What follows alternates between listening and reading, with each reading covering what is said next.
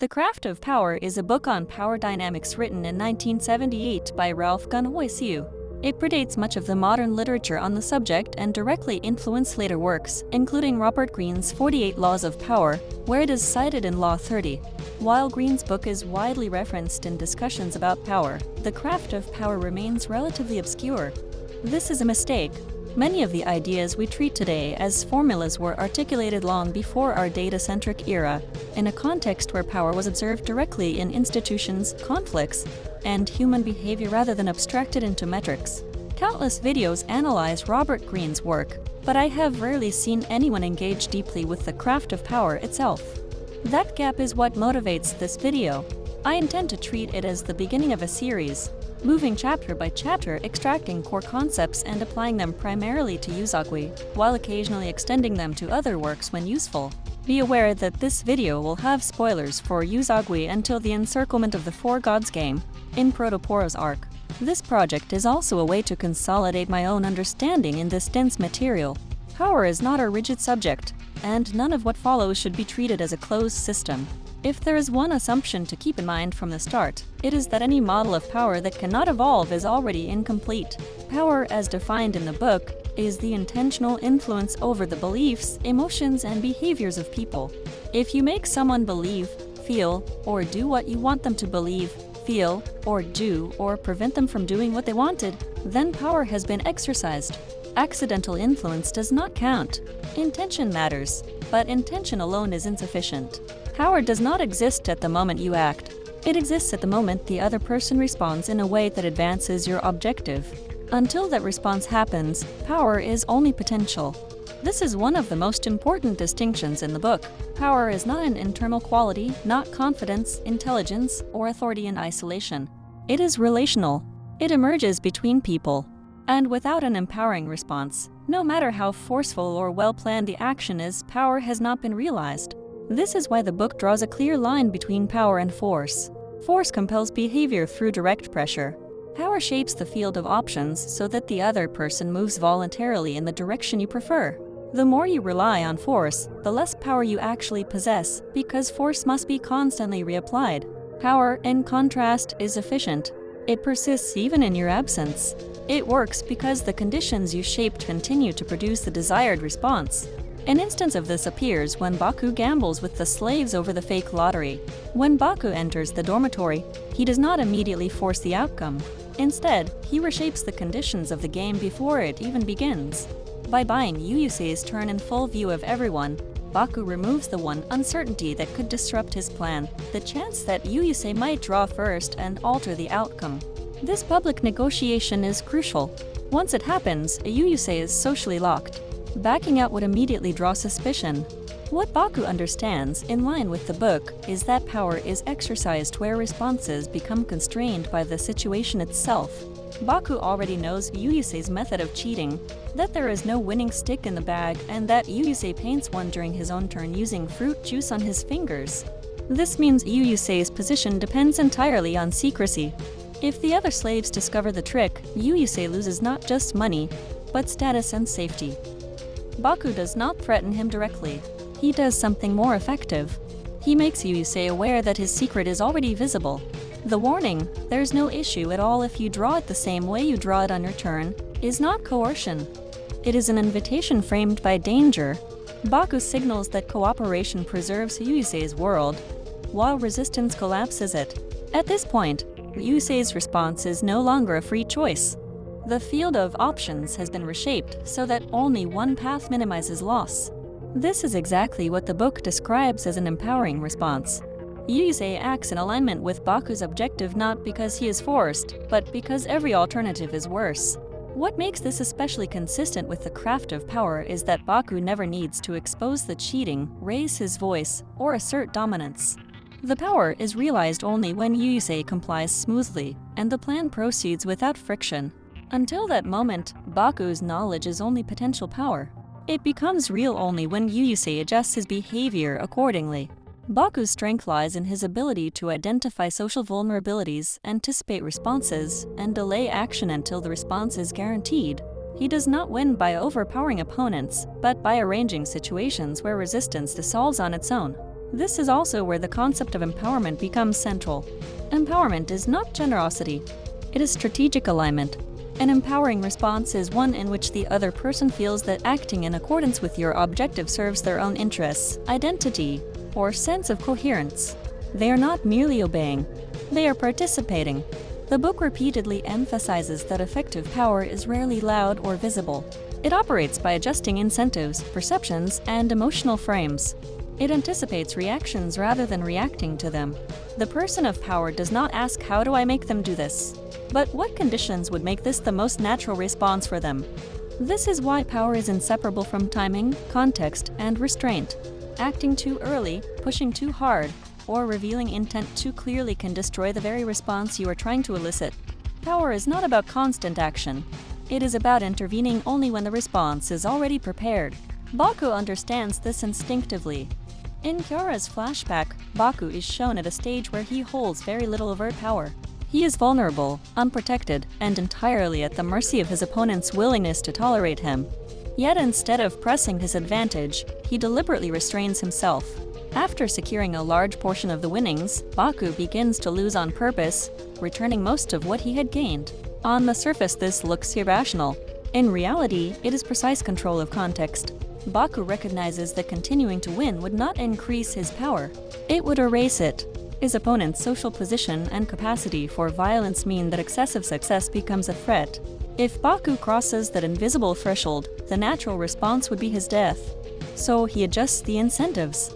By leaving his opponent with only a minor loss, Baku makes retaliation emotionally and economically unjustifiable. Killing him would cost more than it would recover. This is exactly the restraint the book describes. Power here is not in dominance, but in knowing when not to act. Baku allows the situation to settle into a stable equilibrium where his survival becomes the most convenient outcome for the other party. He exits with a small profit, not because he could not take more, but because taking more would collapse the response he needed. His superiority as a gambler is real, but irrelevant without protection. What matters is the response he elicits, not the skill he displays. The scene demonstrates that power is always contextual. Skill, intelligence, and advantage only matter insofar as they can be converted into a safe response from others. Baku does not confuse winning with control. He understands that restraint can be stronger than aggression, and that survival itself can be the most decisive victory. Understanding this shifts how you evaluate influence. You stop looking at who speaks the loudest or who appears dominant, and instead look at who shapes outcomes quietly, who causes others to move while appearing passive. In that sense, the craft of power is less about asserting will and more about designing situations where your will becomes unnecessary. It is not enough to have strong influence. What matters most is when it is applied. Power that arrives too early looks aggressive and provokes resistance. Power that arrives too late looks desperate and invites contempt. Timing is the silent multiplier of power, and also the hardest element to master. The same move can be decisive or disastrous depending solely on the moment it is executed. In the craft of power, timing is treated not as a tactic, but as a discipline of restraint. Knowing when not to act is often more important than knowing how to act. The average person rarely seeks authority beyond what their social role already grants them. They operate within assigned boundaries and are satisfied as long as those boundaries remain intact. A person of power behaves differently. Influence is not situational for them, but continuous. Every interaction is evaluated for leverage. Every dependency, expectation, ambiguity, or asymmetry is a potential point of control. This does not mean that every leverage must be exploited. In fact, indiscriminate exploitation is usually counterproductive. Overuse exposes intent, accelerates resistance, and damages long-term positioning. But the defining trait remains: the constant expansion of influence. Even when no immediate action is taken, options are being prepared. For this reason, this pattern of behavior is one of the most reliable signals you should watch for in opponents. Not overt aggression, but quiet accumulation. The danger arises when the desire for rapid expansion overtakes readiness. Gaining influence faster than one can stabilize it creates fragility. This is precisely what Kurumasuichi points out in his conversation with Lalo. Expansion before consolidation increases the probability of collapse. Power that grows faster than its support structure cannot sustain itself. What looks like dominance in the short term often turns into exposure in the long term. In the book's framework, Power is not measured by how much influence you can exert at once, but by how much you can maintain without provoking counterforce. The true professional of power grows slowly, unevenly, and selectively, prioritizing survivability over spectacle. To the person of power, the retention of control is the highest priority, even when it requires compromising the welfare of the organization itself. This distinction separates those who care about outcomes in principle from those who care about outcomes in power terms. The book illustrates this with an American election case from 1970, where an insurgent faction of Democrats began defeating establishment-backed candidates. What was happening was not merely an electoral shift, but an internal transfer of power. The insurgents demonstrated that they could win without the approval or support of the party elite, which directly threatened elite control. Although the broader group supported a Democratic candidate, the party elite responded by persuading a former senator to run as an independent. He did not need to win. His role was simply to split the Democratic vote. The result was a Republican victory. From a conventional perspective, this looks irrational or self-destructive. From a power perspective, it was highly effective. By allowing an external defeat, the elite accomplished multiple objectives at once. They punished the insurgents by showing that defiance leads to collective loss. They prevented the insurgent faction from consolidating power. They preserved their dominance over the party machinery. They damaged the morale of the rebellious group by framing them as responsible for handing victory to the opposition. And most importantly, they deterred future rebellions by making the cost of internal challenge unmistakably clear. This is why, in power dynamics, we often observe individuals or factions sabotaging their own group, organization, or even personal relationships. When control feels threatened, provoking a defeat for everyone becomes a way to reassert dominance. The loss itself is not the failure. Losing control is. Before the Tower of Karma game, Yakou threatens to kill Baku inside the car, framing it as a joke. The threat is not random. Yakou has concrete reasons. In the previous arc, Baku created a contradiction within K-Crew by exposing evidence the organization was supposed to erase. That exposure weakened K-Crew's image and reduced its perceived authority. To someone embedded in the institution, this is not a personal insult but a structural threat. Yakou feels compelled to reassert dominance not only over Baku, but on behalf of the organization itself. The message is simple: you exist at our discretion. Yakou's threat functions as a test of control. If Baku accepts it passively, the hierarchy is restored. If he hesitates, Yakou confirms his superiority. But Baku refuses the frame entirely. By pulling the pin of a grenade and placing everyone in immediate danger, he reframes the interaction. The specific details are almost irrelevant. Whether the grenade is a stun device or whether the second one is real does not matter. What matters is the response Baku forces. Any attempt to casually threaten him now carries catastrophic risk for everyone involved. This is not escalation for its own sake. It is boundary setting at the level of survival. Baku signals that if pressure is applied, the outcome will not be asymmetric. There will be no clean punishment, no controlled enforcement of hierarchy. Any move against him becomes mutually destructive. In power terms, Baku removes Yakou's ability to apply selective force. The cost of domination becomes unacceptable. After this incident, Yakou never repeats the joke. The behavior stops not because Yakou becomes kinder or more moral, but because the conditions have changed. The response Baku engineered makes further threats irrational. This is power as the book defines it. Not persuasion, not intimidation, but the deliberate shaping of consequences so that the opponent's safest option is restraint. Since most institutions require a degree of aggressiveness to survive competitive pressure, the presence of people oriented toward power is often encouraged, as long as they remain within unstated limits. To amateurs of power, these limits seem vague or contradictory. Professionals, however, understand them clearly.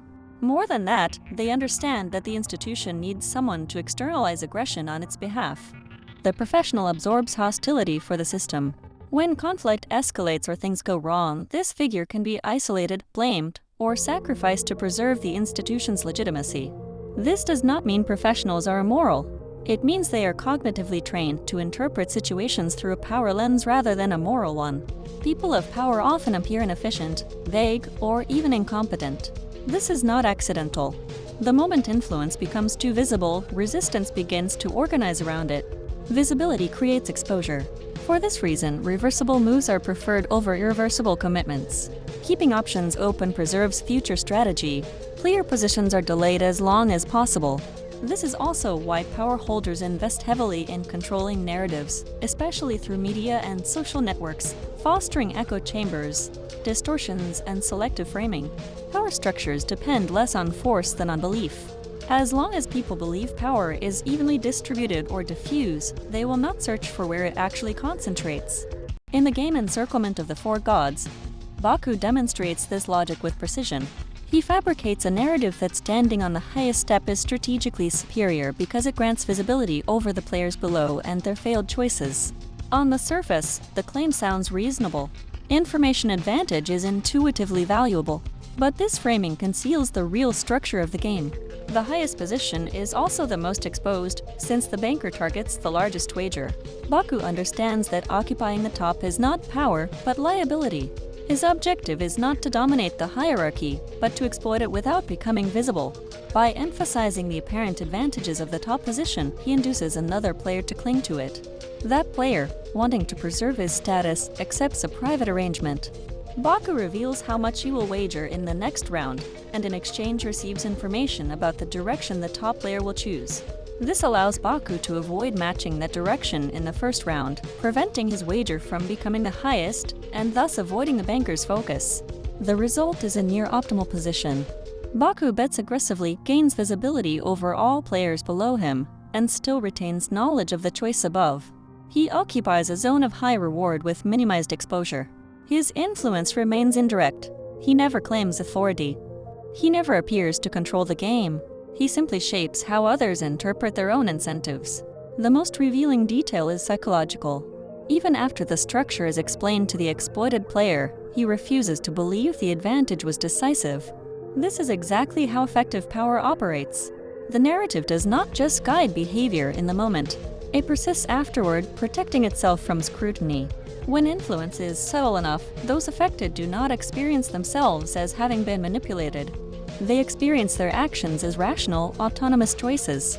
Many civilizations tried to morally frame power. Plato treated power as an extension of the good. The Romans detached power from moral ends, allowing it to function without moral elevation. Societies continuously reinterpret power in ways that stabilize existing structures. Beliefs erode, power continues regardless. What was once divine right becomes consent of the governed. The language changes, the mechanism remains. History is not moved by rational thinkers, but by figures who mobilize belief, emotion, and identity. Fanatics shape reality. Theorists arrive later to explain what already happened. Power never appears naked. It is always wrapped in moral language. Industrial exploitation becomes progress. Conquest becomes civilization. Persecution becomes divine mission. Power is not driven by theories, ethics, or ideals. Power is driven by influence, control, and survival. Justifications are adaptive narratives that allow power to expand without internal resistance from the person wielding it. Fears of power try to discipline it, civilize it, or redeem it. History suggests the opposite. Power absorbs morality and reshapes it to fit existing dominance. Baku understands this logic with unsettling clarity. Near the end of the manga, when he confronts a terrorist organization, he articulates a principle that powerful systems often hide behind moral language, that any means can be justified if the objective is deemed absolute. But instead of endorsing this logic, Baku exposes it. He names it for what it is and calls it a lie.